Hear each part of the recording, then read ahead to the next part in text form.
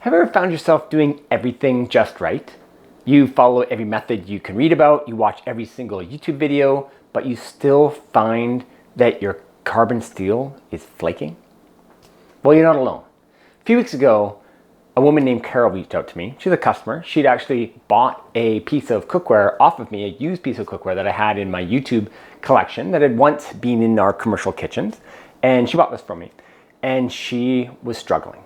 Carole has cast iron. She's bought strata. She's seasoned cookware from scratch. She knows how to look after cookware. She is a seasoned veteran when looking after cast iron and carbon steel. But she had had this pan inserted into her life kind of mid-stage, and she was struggling. She doesn't use soap, not that you don't have to, but she doesn't, and she doesn't overheat. But this mat for 11-inch pan that she had bought was starting to lose its seasoning like it was a snake shedding its skin.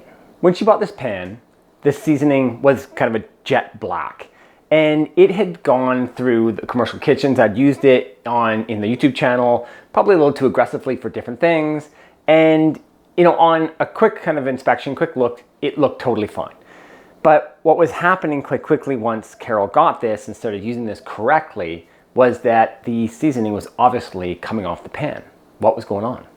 Well, you see, over time, using the mat for pan in a commercial environment of teaching people for a long period of time, and then using it on different types of simulations in our YouTube kitchen, it had got a buildup of carbon. So it was a carbon buildup on this pan, which is very common. This happens to a lot of people, but it is something in which you don't really kind of expect or you don't plan on. But what happens is that the pan starts to get either put away a bit sticky, or you start cooking something a little bit sticky, or it doesn't get cleaned the same way every time. And it just starts to build a little bit of food residue, a little bit of food residue, a little bit of food residue, and that gets cooked on at a higher heat. And it becomes this kind of dark black color, where you think of cast iron as being dark black. It should be. Carbon steel has almost a little bit of a different want to its look. So it is a golden color is beautiful for carbon steel. Black, when it comes to cast iron, doesn't have to be. Like if we think of something like a Stargazer pan, when it comes out of the box, it's a beautiful golden color. If you buy like a field pan or even a piece of Lodge, it's black. This is the manufacturer's preference. They've seasoned a certain way that's created that color. But a pan with a buildup of seasoning, it is like a flat black sort of color. And you cannot even sometimes feel it. You'll put your fingernails over it and it feels smooth and it's really adhered to the pan, but it isn't this kind of lighter sort of goldeny sort of color. It's a really deep, dark black color without much reflection. So why are we talking about carbon steel specifically? So Carole's bought the mat for 11-inch pan. She'd had cast iron. She has the strata pan that she got new that she's been very successful with. But there's a difference with cast iron and carbon steel. Cast iron is a porous surface. It adheres to seasoning really well. You don't get that smooth kind of finish to it like you can get with carbon very easily. You really have to build a solid seasoning on it, or it needs to have really high polish. But even a high polish cast iron is more textured than a carbon steel pan. So with carbon, when you put your seasoning on, you want to be extremely careful putting a very small layer of seasoning onto the pan. And so you put it onto the pan like you want to, I'll take it off again. So warm pan, seasoning oil onto it or whatever oil you're using, and then you take it off like you want it to be gone. That'll leave a microscopic layer on that. That will bond really well to the carbon steel. Cast, you can be a little bit more relaxed. If it has a little bit more oil than less, it will adhere, over regular cooking, whatever's left is going to cook off and come off, and that seasoning will just kind of work a little bit better on cast iron. It's a little bit more forgiving with it. What happens over time with carbon steel, which I see way more, is the peeling and what we're dealing with here. And this comes from that original kind of base of pre-seasoning, of just using absolute micro layers, or even one micro layer and that could get cooking, but then scour that pan down, get it really smooth with a chainmail scrubby or something, that is going to be strong enough to take whatever you've cooked on it down and then reapply your post seasoning. But we'll get that step to step when we're done here, but let's just see how Carole was able to deal with this pan. So as Carole started cooking with this pan, she, expanding and contracting the heat of the pan under normal use, this started to release the surface. And this pan had been sitting around for a while, from the time that it had finally been used in the YouTube kitchen to the time that Carole got it. It had been shipped all the way to her. There was time that surface could get kind of older and even harder. So this may have been the trigger, because if you're using this pan all the time and the surface stays kind of malleable, the seasoning, and you put it away and even you use it just a couple of days later, it still has a little bit of a malleableness to it. If it sits for a long period of time, it's just going to harden and harden and harden and harden. And this could have been what happened with her. And this can happen with people when they pull out that pan that they haven't used for quite a while, and they put it on the stovetop and they use it, and then all of a sudden it starts to flake off. That is quite common, that you have this kind of time between using it. When somebody's using it all the time, usually the carbon buildup is very apparent, and then it just comes to a point where it just all starts to peel off. But she started using this pan, and here you can see that it just started peeling away. So what was she to do? So the only way you can really go forward from this is you can't save what you've got. You need to peel this all off. You need to take it off. So I suggested to her to use simple white vinegar and to simmer this in the pan for 15 minutes. As she did, it came off really well. Now you can see the ring that was left from where the vinegar was. She could have gone right up to the edge of the pan if she wanted to have it aesthetically better. She didn't really need to. It's really about the cooking surface that we're dealing with. So she did that, and it became absolutely perfectly clean. But this is a really interesting thing which happened to her.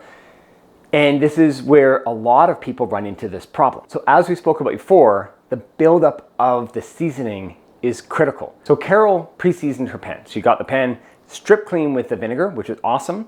You need to get some oil on it really quickly, or it's going to start to oxidize. You're going to start to get a tinge of orangey yellow on it, where it starts to just rust from the moisture in the air. So you get this on right away, get this on the stovetop. But I find this very, very, very common, is that people will use too much oil on their seasonings right away. And here is a great example. So Carole was doing her very best job. She got the seasoning on, and you can see the leopard prints. So the leopard prints is pooling oil on the surface.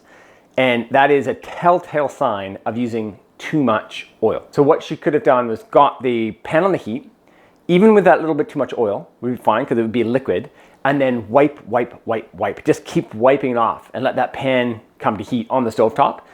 If you're gonna do this on this in the stove, which is my preferred method of doing this, you wanna be very careful. Get it on the stovetop, warm it up, do exactly what we were just talking about, wipe, get it into the oven, inverted, cook it around 400 degrees for an hour, 425, somewhere like that, and cook it inverted. Again, the inverting will, you don't have anything on that's gonna make it drip, so you don't have to worry about putting a sheet pan or anything underneath it. But what it will do is if there's anything extra, it's gonna start coming away instead of pooling, right? And you could, if you had too much, see kind of streaking, but that doesn't usually happen. It just allows it more to move out to the surface area of the outer part of the pan instead of pooling in the center and creating these leopard prints, where it is the beginning of it being too thick and it stays soft, and that is where peeling will eventually happen. So once Carole sent me this picture of the leopard prints, I got her to heat the pan back up. She wiped it all back down. She got it exactly like it needed to be, and she built herself a nice kind of pre-seasoning, and then she put the pan to the test. But she didn't just cook eggs. She cooked a seasoned pork flap steak in ghee. So this was pretty bold. And not only was it just that, she then deglazed the pan with white wine and added cream. So this is a test to somebody who understands what they're doing, cooking-wise, and trusted the pan. If she degraded her seasoning, even though it was still so freshly new, she would just post-season, and then she would be ready to go. And that's the win here. So you're getting your pan in perfect shape, as she did.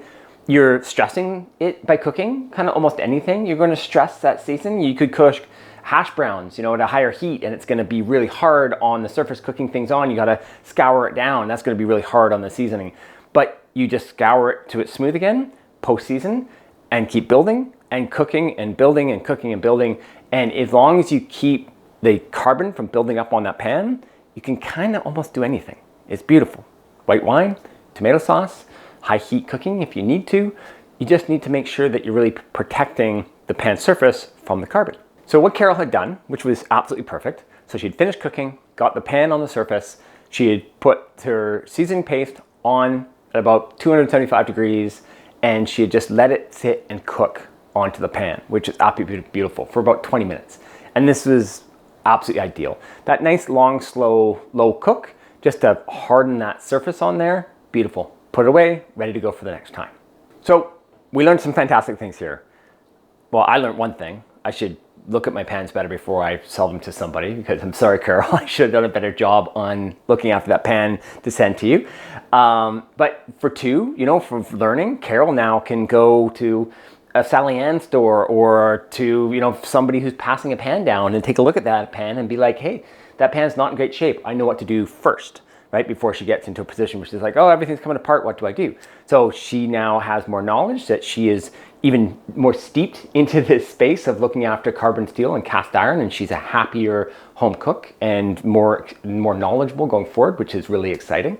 And we talked about how a carbon steel pan looks versus a cast iron pan. So carbon steel, when it's more of that kind of goldenly sort of color, even deep bronze, that's a magical place for it to be. Once it really starts getting a dark, flat black, be cautious of that surface. It may be a point where it could start degrading. So a huge thanks to Carole for sharing her photos and her story that I could then share with you guys. It's fantastic to be so engaged with this community. If that worked out well for you, please show me a like for this video. I'd like to know how that worked for you. And if you've got your own stories of this, please share them. I'd love to know more from people, how they're overcoming the challenges of using carbon steel and cast iron. Thanks so much.